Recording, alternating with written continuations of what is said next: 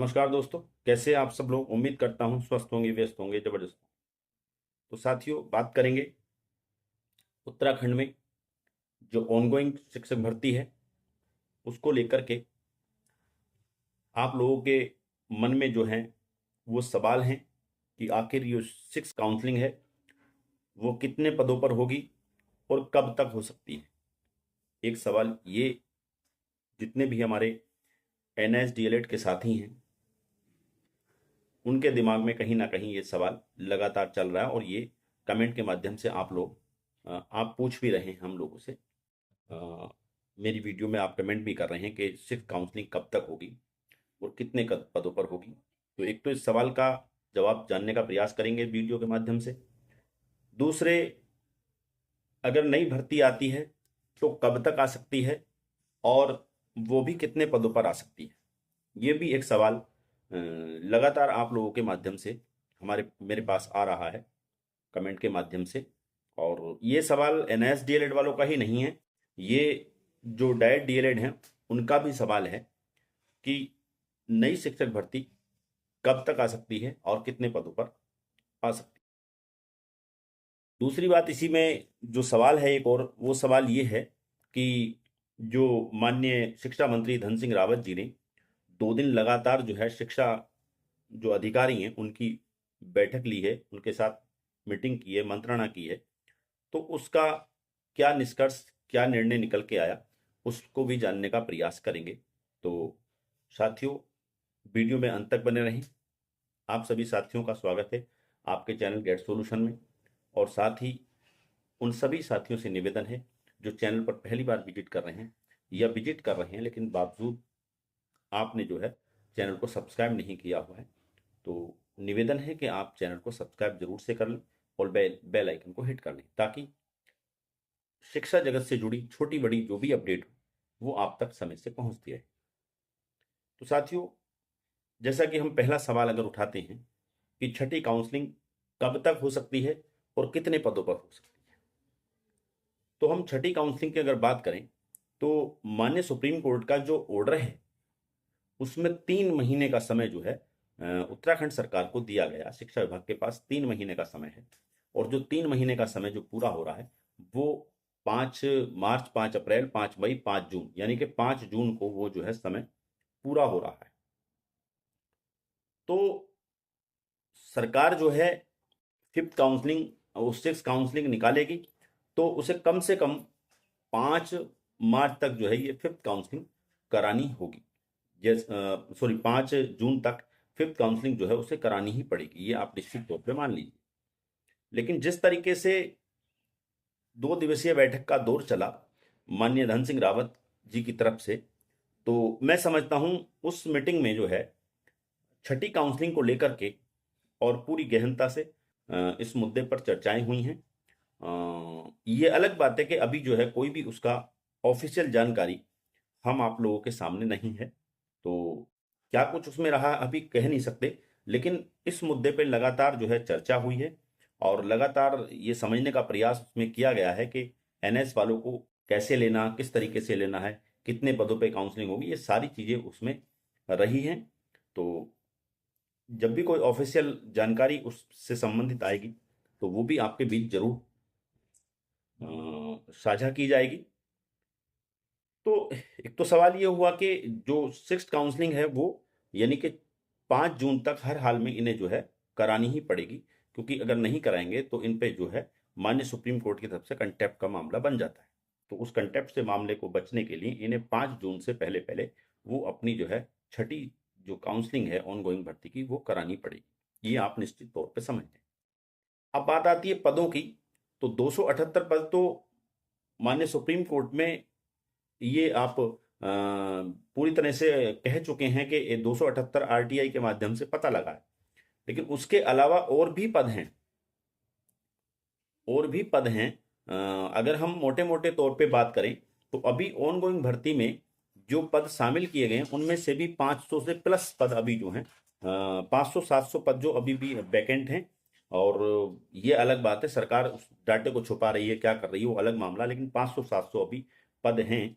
तो उम्मीद कर सकते हैं कि अगर छठी काउंसलिंग होगी तो 500 प्लस पदों पर होनी चाहिए, ऐसी मेरी एक ऑब्जर्वेशन है। अब बात करते हैं दूसरा बिंदु कि नई शिक्षक भर्ती कब तक आएगी और कितने पदों पर आएगी। तो पहले हम बात करते हैं कितने पदों पर आएगी, उससे हम संबंधित बात करें तो एक डाटा आपकी स्क्रीन पे है। मैंने अपनी एक पहले पूर्व की वीडियो में आपको वो डाटा मैंने डिस्ट्रिक्ट वाइज और मंडल वाइज पूरी तरीके से साझा किया था। आज फिर वो पूरा जो डाटा है वो आपकी स्क्रीन पर है, आप देख सकते हैं। यानी कि टोटल अगर 13 जिलों में अगर हम 1 फरवरी तक की अगर रिक्त पदों की हम बात करें जो आरटीए के माध्यम से जानकारी प्राप्त हुई है, तो वो आपकी 2753 पद वैकेंट हैं, यानी कि खाली हैं। और हाल ही में आपने न्यूज में देखा होगा कि 321 जो पद हैं वो रिक्त हुए हैं रिटायरमेंट के द्वारा, यानी कि जो 31 मार्च तक जो लोग रिटायरमेंट हुए हैं उनसे 321 पद और खाली हो गए हैं। इस तरीके से कुल मिलाकर के 3074 पद हो जाते हैं जो आरटीआई के माध्यम से चीजें सामने आई। तो इस हिसाब से देखा जाए तो भर्ती 3074 पदों पर आनी चाहिए, नई भर्ती। लेकिन दूसरी अगर तरफ देखें तो जैसा कि मैंने आपको पूर्व की वीडियो में बताया था कि जो पलायन आयोग की तरफ से एक रिपोर्ट, सर्वे रिपोर्ट पेश की गई है, सरकार को सौंपी गई है, उसमें दो चीजें स्पष्ट तौर पे सामने देखी जा सकती हैं। आपकी स्क्रीन पे वो है, आप देख सकते हैं। 1149 ऐसे स्कूल हैं जिनमें एक भी शिक्षक नहीं है। तो उस दृष्टि से अगर देखा जाए तो एक स्कूल में कम से कम एक प्रधानाध्यापक और एक सहायक शिक्षक तो होना ही चाहिए। उस दृष्टि से देखा जाए तो अगर 1149 को आप डबल कर लेते हैं तो ये कितने हो जाते हैं, आपके 2300 पद ये हो जाते हैं, 2300 पद ये हो जाते हैं। तो इस हिसाब से देखा जाए तो 2300 पदों पर नई भर्ती आनी चाहिए। इसके उलट दूसरा और एक हिसाब ये है, इसी आप खबर में देख पा रहे होंगे कि 12,065 ऐसे इस विद्यालय हैं जहां पे प्रिंसिपल ही नहीं है, जहां पे प्रधानाध्यापक ही नहीं है, केवल वो सहायक शिक्षक के भरोसे चल रहा है। यानी कि एक ही शिक्षक के भरोसे वो चल रहा है। तो ऐसे में अगर देखा जाए तो सब स्कूलों में एक प्रधानाध्यापक की जरूरत है। तो जब नीचे से जो लोग वहां पे पहले से वर्क कर रहे हैं उनको अगर आप प्रधानाध्यापक पद पर पहुंचाएंगे तो जाहिर सी बात है वहां पर जो है इसके 50% की बात तो 6,000 से ज्यादा पद ऐसे रिक्त हो जाएंगे सहायक शिक्षक पद के लिए। तो इस हिसाब से ओवर और मोटी मोटी बात की जाए तो ये 8-9 हजार पद बैठ रहे हैं सारे मिलाकर के। तो नई भर्ती सरकार चाहे तो 9,000 पदों के आसपास जो है भर्ती निकाल सकती है। बस सवाल यही है सरकार की मंशा क्या है। अगर सरकार की मंशा है बेरोजगारों को रोजगार देने की, अपने राज्य में शिक्षा का स्तर सुधारने की, तो 9,000 से के आसपास पद जो हैं वो सृजित हो सकते हैं और उन पर जो है वैकेंसी आ सकती है। अब सवाल ये आता है वैकेंसी कब तक आ सकती है, नई भर्ती कब तक आ सकती है। ये सवाल सबसे ज्यादा आप और हम लोगों को परेशान कर रहा है। तो साथियों देखिए, मैं आपको बता दूं, मैंने पूर्व की एक वीडियो में और कहा था कि जब तक जो ऑनगोइंग भर्ती है जब तक ये क्लोज नहीं हो जाएगी, जब तक ये समाप्त नहीं हो जाएगी, तब तक नई भर्ती आने का कोई आप रास्ता मत समझिए। कोई किसी तरह का कोई भी आप मान लीजिए कि नई भर्ती तब तक नहीं आ सकती जब तक ये भर्ती जो है क्लोज ना हो जाए। कारण उसका यह है कि और ये भर्ती तब तक क्लोज नहीं हो सकती जब तक कि इसमें एक भी पद वैकेंट है और उम्मीदवार बचे हुए।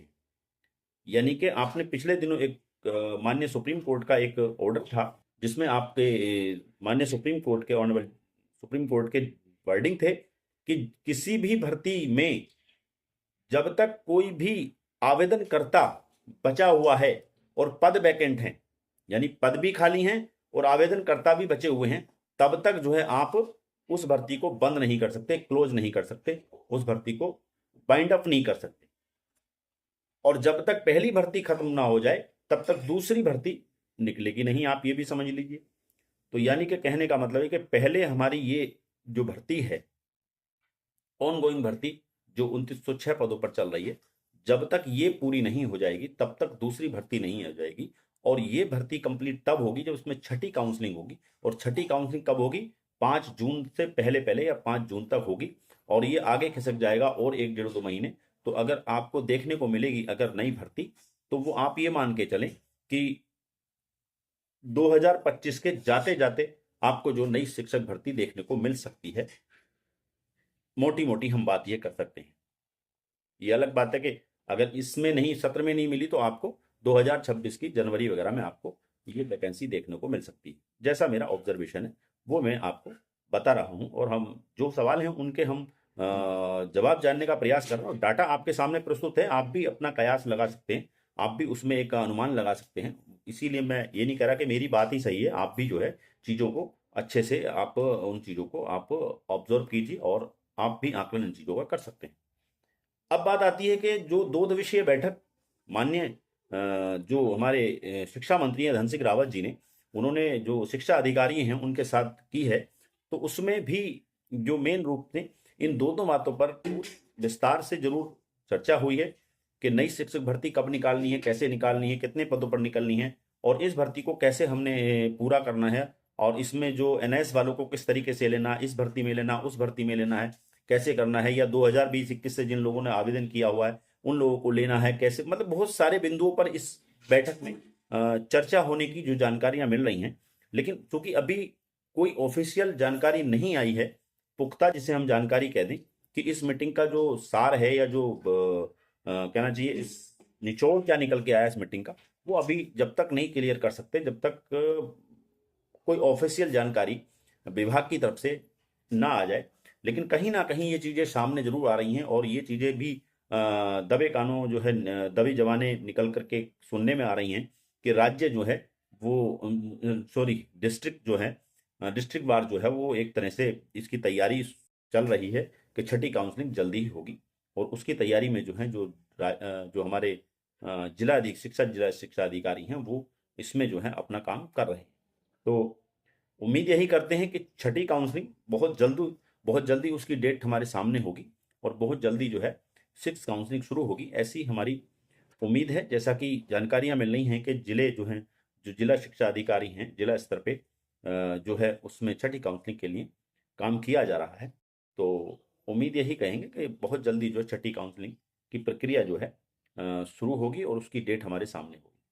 तो ये कुछ मैंने आपके सामने आंकड़े प्रस्तुत किए, जिनसे हम कहीं ना कहीं अनुमान लगाने में जरूर, हम ये आंकड़े हमें अनुमान लगाने में जरूर सहायक होंगे कि जो हमारे मनों में सवाल चल रहे हैं उनके सवालों के जवाब पर हम पहुंच सकें, कहीं किसी निष्कर्ष तक हम पहुंच सकें। तो साथियों, आप वीडियो में अंत तक बने रहें, इसी के लिए आपका बहुत बहुत धन्यवाद।